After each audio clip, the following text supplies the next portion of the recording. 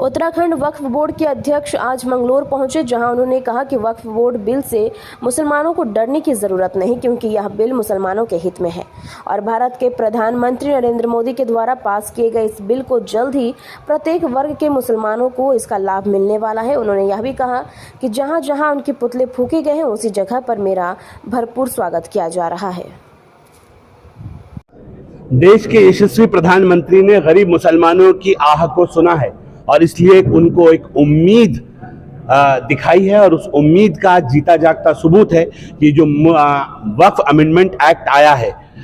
वक्फ amendment act ये उम्मीदों गरीब मुसलमानों को उम्मीद दिलाता है और साफ साफ ये दिख रहा है कि एक तरफ लोग इस गरीब मुसलमान को उसका हक ना मिले उसके लिए विरोध कर रहे हैं, दूसरी तरफ वो मुसलमान हैं जो पसमानदा मुसलमान है, जो गरीब मुसलमान है, वो इसका पक्ष में खड़ा हो रहा है। आज जिस तरह से जो जोश मुझे दिखा, मैं दिल्ली से 10 दिन बाद आज वापस उत्तराखंड लौटा हूं।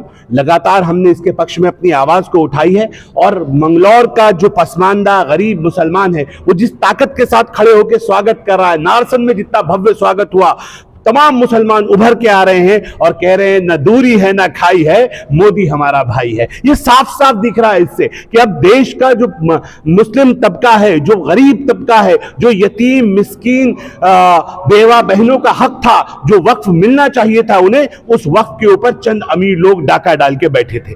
उन गरीबों को, उन अमीरों से हक लेकर उन गरीबों को देना, ये जिम्मेदारी, ये नई उम्मीद में दिखी है।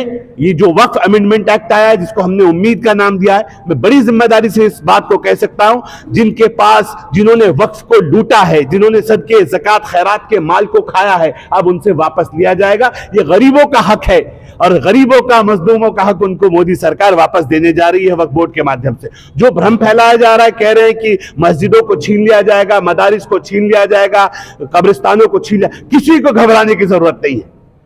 मंत्रालय में हमारी बैठ के वार्ता हुई, संगठन में बैठ के वार्ता हुई, किसी मुसलमान से किसी की मस्जिद, किसी की कब्रगाह, किसी की खानका, किसी की कब्रगाह नहीं छीनी जा रही है। सब जो जहां है वो वहीं रहेगा।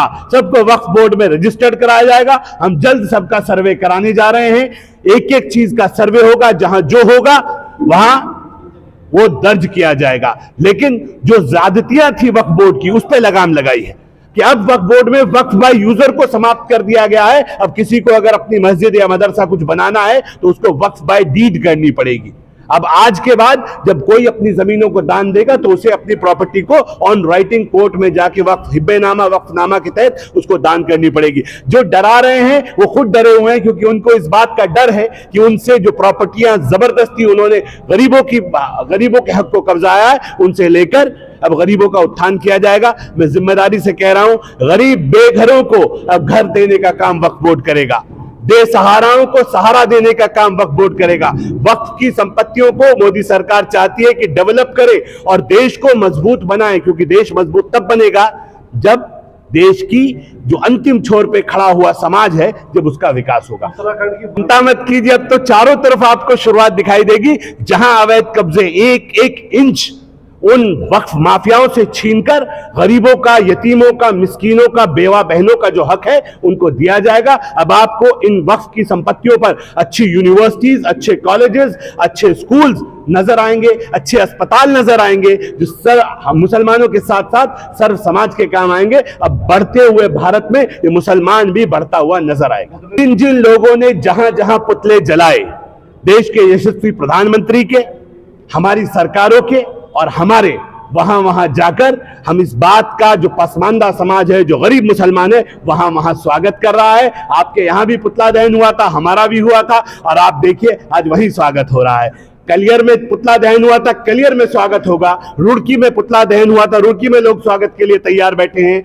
तमाम जगह जहां जहां देश के जिस कोने में मोदी सरकार का पुतला दहन हुआ है, वहीं वहीं जो जरूरतमंद गरीब पसमानदा मुसलमान है, वहीं वहीं स्वागत करेंगे। अब कोई डरने वाला गरीब मुसलमान अब डरने वाला नहीं है। मोदी सरकार इस मजलूम और कमजोर मुसलमान के साथ।